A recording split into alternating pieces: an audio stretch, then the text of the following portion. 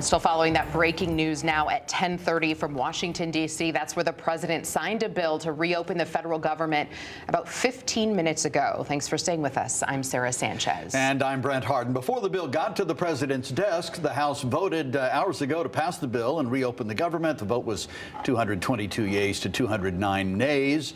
This marks the end of the longest shutdown in U.S. history. It also means funds for air traffic controllers and programs like SNAP can be released.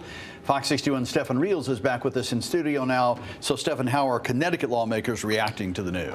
Brent, Sarah, as you can possibly imagine, a lot of them are very less than pleased at the moment. None of the Connecticut lawmakers were part of the 6 Democrats who voted across party lines, and now they're calling out a lot of the shortcomings we've seen in now the final day of the longest government shutdown in the country's history.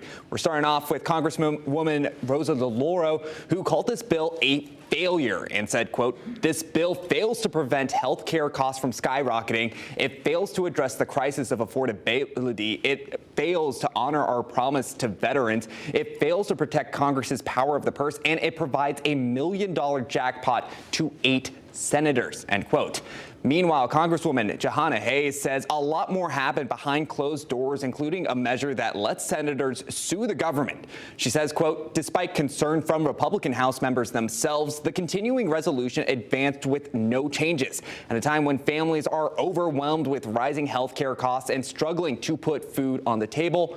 Republicans prioritized enriching themselves," end quote. We also heard from other Connecticut members of the House, and we'll have their full statements waiting on our website, fox61.com. Brent, Sarah.